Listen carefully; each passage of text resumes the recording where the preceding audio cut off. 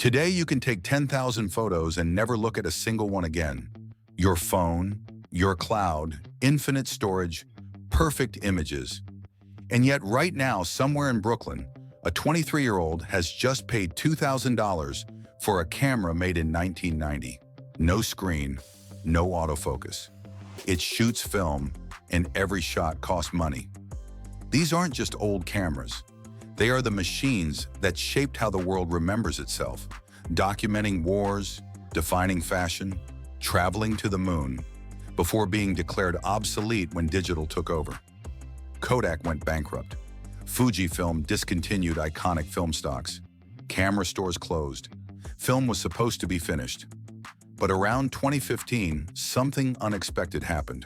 Film sales stopped falling, then started climbing. Kodak was forced to revive Ektachrome. Fujifilm admitted they misjudged demand.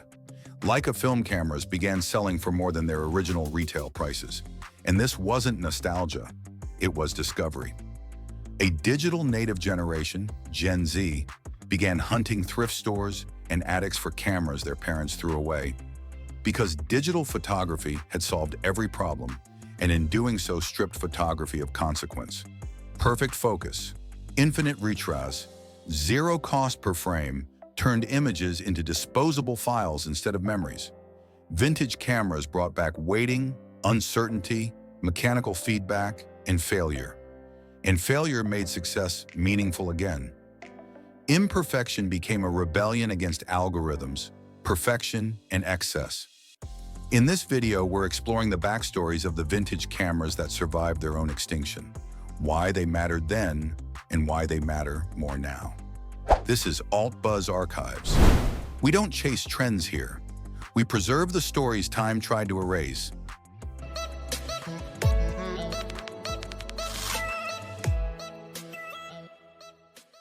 At number 10, Canon AE-1 program, 1976. Cameras were still intimidating. Professional tools wrapped in leather and metal, speaking a language most people didn't understand. Aperture, shutter speed, exposure compensation. You needed to know what you were doing, or you wasted film. And film was expensive. Then Canon did something revolutionary. They put a microprocessor inside a camera, the first company to do it, and they used it to automate exposure. Point, focus, shoot. The camera handled the rest. It wasn't dumbed down, it was democratized. Canon took photography out of the darkroom and put it in living rooms. They sold over 5 million units. 5 million. This became the camera your father owned. Maybe not your father specifically, but someone you knew. Someone's dad had one. Someone's mom had one. It sat in closets, in attics, forgotten for decades. Until suddenly, it wasn't. Because here's what the Canon AE-1 program still does better than any digital camera. It teaches. It teaches you to think before you shoot. It teaches you that every frame costs something. It teaches fundamentals in a way touchscreens and menu systems never could. The dials are physical. The feedback is mechanical. You feel the camera working with you. And it still works. 40 years later, these cameras still function, still repairable, still shooting. This is where photography stopped being elite and became personal. This is where the world learned that you didn't need to be a professional to capture something that mattered. But while Canon gave photography to the people, another company was building a camera for war. At number 9, Nikon F3 1980, the Cold War. Journalists needed cameras they could trust with their lives. Cameras that wouldn't fail in a sandstorm, in freezing cold, in humid jungles, in combat zones. Cameras that were tools, not toys. Nikon commissioned Giorgetto Giugiaro to design it. The same man who designed the DeLorean. The same man who designed Ferraris. But this wasn't about looking pretty. This was about looking serious. A minimalist red accent, titanium shutter, clean lines, nothing wasted. The Nikon F3 went everywhere. War photographers carried it into Vietnam, into Lebanon, into every conflict of the 1980s and 1990s. Journalists bet their careers on it. NASA sent it to space. It documented history from trenches and from orbit. This wasn't a camera you admired for its elegance. This was a camera you trusted with history. You trusted it when nothing else could be trusted. Mechanical reliability with electronic precision. It could function in temperatures that would kill other cameras. It could survive dust, water, impact. If it survived combat, it survived anything. And here's why it still matters today. Because trust is timeless. In a world where cameras become obsolete in 2 years, where firmware updates brick devices, where companies abandon products, the Nikon F3 represents something lost. Dependability, longevity, the idea that a tool should outlive its creator. This camera wasn't emotional, it was dependable, and that is its romance. But if Nikon was built for survival, Leica was built for silence. At number 8, Leica M6, 1984. Most cameras wanted to be heard. Motor drives, loud shutters, beeps, notifications. They announced themselves. Leica did the opposite. Manual focus only. No motor drive noise, no distractions, no forgiveness. The M6 was a rangefinder, not an SLR. You didn't look through the lens. You looked through a separate viewfinder, focusing by aligning 2 images. It required skill. It required practice. It required you to slow down. And the shutter was almost silent, a whisper. Street photographers worship this, because on the street, invisibility is everything. You can't capture a real moment if people know they're being photographed. The Leica M6 made you part of the street, not an observer above it. Magnum photographers used it. Journalists used it. Artists used it. Historians used it. Not because it was easy, because it demanded respect. This camera doesn't help you. It expects you to be ready. It expects you to anticipate. It expects mastery. And it's expensive. Painfully expensive. Always has been. Precision brass construction, German engineering that borders on obsessive, Carl Zeiss glass that renders light like poetry. Leica never chased mass production. They chased perfection, one camera at a time. Why does it refuse to die?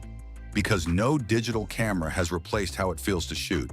The weight in your hands, the smooth focus throw, the quiet click, the ritual of loading film, the connection between photographer and subject. Digital cameras offer convenience. Leica offers ceremony. But while Leica ruled the streets, some cameras were busy documenting the universe. At number 7, Hasselblad 500 cm, 1957. Medium format, 6x6 centimeter negatives, square frames, modular design, a camera built like a scientific instrument, detachable film backs, detachable viewfinders, detachable lenses. You could swap any component mid-roll without losing a frame. Engineers love this, professionals love this, NASA loved this. July 1969, Apollo 11. Neil Armstrong steps onto the moon. The most famous photograph in human history was taken with a Hasselblad. Not because it was convenient, because it was reliable, because when you're 240,000 miles from Earth, your camera cannot fail. The Hasselblad 500 cm is slow, deliberately, ceremonially slow. Heavy. The mirror slap sounds like a small explosion. Every shot feels official, like it's meant to be remembered. You don't casually shoot with a Hasselblad. You set up, you compose, you wait, you commit. And the rendering. Medium format rendering is still unmatched. The depth, the tonal range, the way it separates subject from background. Digital sensors keep getting bigger, keep chasing that look. But there's something about the physical size of the negative, the way light interacts with film chemistry, that still feels different. This camera didn't chase moments, it waited for them. And in that waiting, it captured history. But not every legendary camera was elegant. Some were brutally physical. At number 6, Pentax 67, 1969. Take a 35mm SLR camera. Make it bigger, much bigger.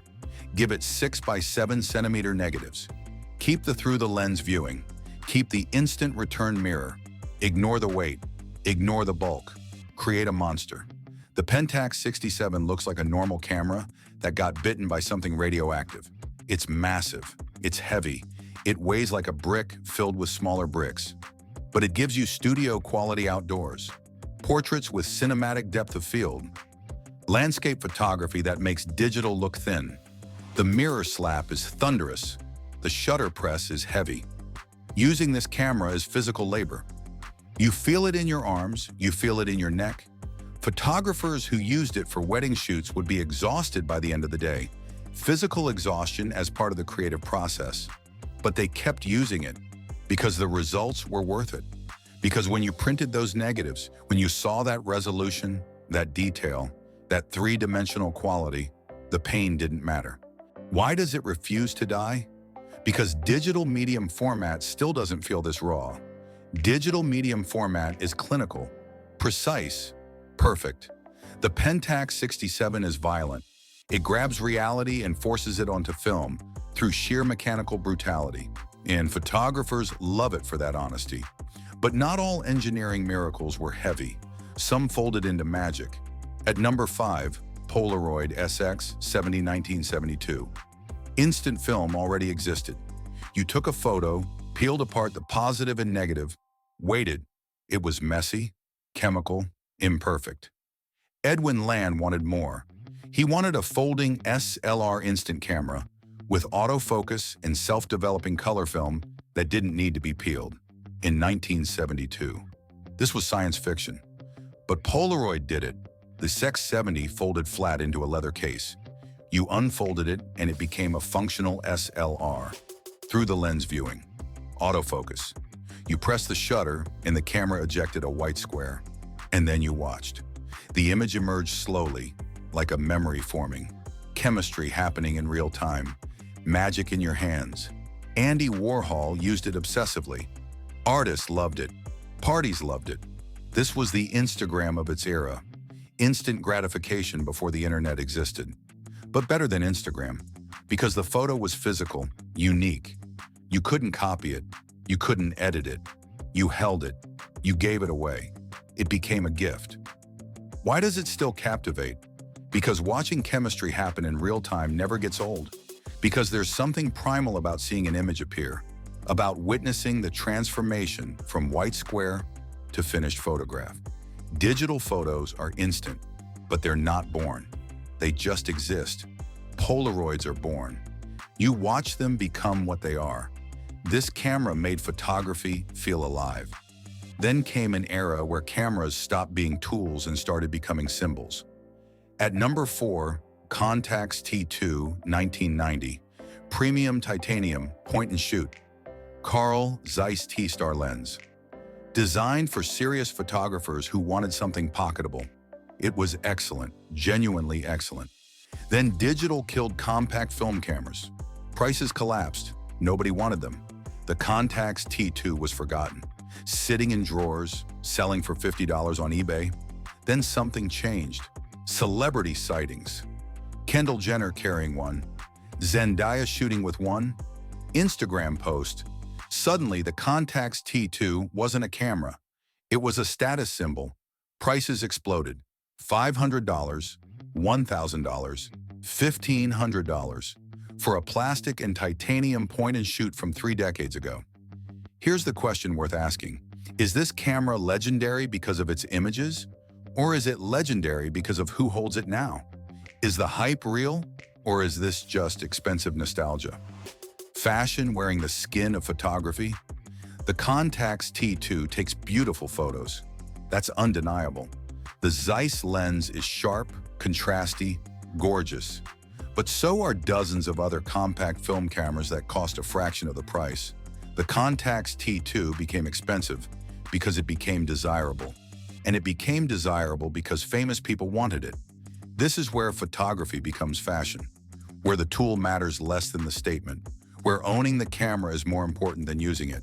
And if the Contax is luxury hype, the next camera proves how absurd the market can be. At number 3, Olympus MG2, 1997. Olympus made a cheap point-and-shoot for tourists, plastic body, weatherproof, designed to be thrown in a bag, dropped in sand, forgotten in a drawer. It cost less than $100 new. It was disposable adjacent, except for one thing. The lens was shockingly good. The flash was perfectly balanced.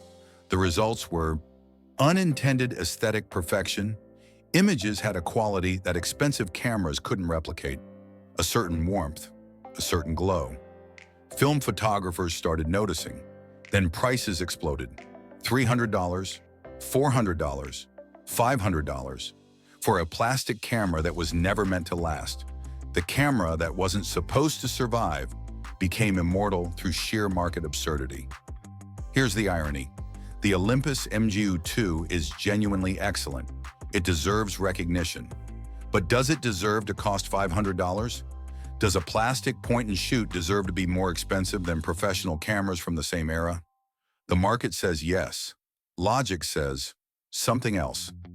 This is what happens when supply drops and desire rises. When cameras become collectibles instead of tools. When nostalgia becomes currency. The Olympus MGU-2 is both proof that quality matters and proof that value is whatever people agree it is. But some legends never needed hype. They were just overlooked. At number 2, Minolta X719-81. Canon dominated consumer marketing. Nikon dominated professionals. Minolta sat in the middle making cameras that were quietly, competently excellent. Better color science than Canon. Warmer tones. More accurate skin rendering. The Rockor lenses were sharp, contrasty, beautiful. The metering was sophisticated. The X700 was, in many ways, the smart choice. But Minolta couldn't compete with marketing budgets. They couldn't compete with brand loyalty. They made better cameras. They lost the popularity war. History doesn't reward the best. It rewards the loudest. The Minolta X700 is proof that excellence isn't enough. You have to be seen. You have to be heard. You have to convince people that you matter. But here's why it still matters today. Because the road not taken is always interesting. Because photographers who discover Minolta now feel like they've found a secret. Because these cameras are affordable entry points into film photography. Because sometimes being overlooked means being undervalued. And undervalued means accessible. The Minolta X700 represents quiet excellence. The kind that doesn't scream for attention, but rewards those who look. And finally, a camera from the moment everything changed. At number 1, Sony Mavic FD 911998. Digital photography was coming. Film was dying. But nobody knew what digital would look like yet. Sony tried something strange. A digital camera that saved photos on floppy disks. Floppy disks. 3.5-inch magnetic storage. The same disks you use for school projects. The same disks that held 1.4 megabytes. The Sony Mavic saved compressed images that looked rough. Low resolution, harsh flash, digital noise before anyone called it film grain. It was awkward, transitional, a bridge between two worlds that didn't quite work in either. Professionals didn't take it seriously. Consumers didn't understand it. It was too early, too strange. But now it's loved. Y2K nostalgia, glitch culture, anti-perfection aesthetic. The Sony Mavic FD91 represents uncertainty. The moment before we knew what photography would become. The moment when anything was possible and nothing was decided. This camera didn't know what photography would become. And that uncertainty is why we love it. Because looking back, we can see the questions it was asking. We can see the path it tried to carve. We can see technology struggling to evolve, to find its form, to become what it is today. The Sony Mavic is proof that awkward transitions become beautiful in hindsight. That failure is just success waiting for context. So here we are, 10 cameras, 10 stories, 10 machines that were supposed to be obsolete. But they're not. They're more expensive than ever, more desired than ever, more relevant than ever. Why? Because they demand something from us. Attention, intention, consequence. In a world where images are infinite, these cameras force us to make every single shot count. They slow us down. They make us think. They make us wait. They punish laziness and reward patience. Digital photography gave us everything. Perfect images, unlimited shots, instant results. And in giving us everything, it took something away. Meaning. Wait. The feeling that a photograph matters. These cameras survived technological extinction. They survived market abandonment. They survived practical irrelevance. They survive because they offer something modern tools don't. Not convenience, not speed, but a relationship. You load film, you advance the frame, you wind the shutter, you focus manually, you press the shutter and hear it fire, you finish the roll, you wait days for it to develop. You see your photos for the first time. Some are failures, some are perfect, some are accidents that turned into art. And in that process, in that friction, in that uncertainty, the photos become yours. Not files, not data, yours. These cameras taught us that limitation creates meaning, that imperfection is what makes images human, that the best photos aren't the technically perfect ones. They're the ones that capture something you can't recreate, something you can't predict, something that happened because you were there, in that moment, with that tool, making decisions that mattered. In a world where photos are infinite, limitation is what makes them matter. If you believe technology should be remembered, not replaced, subscribe to AltBuzz Archives. Hit that notification bell. Your support keeps these stories alive.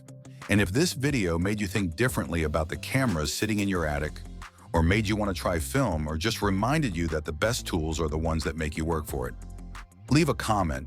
Tell me which camera called to you. Tell me which one you want to find. Tell me your story. Because some machines don't die. They wait. They wait for someone to remember, someone to care, someone to understand that the soul of photography was never in the technology. It was in the photographer. It was in you.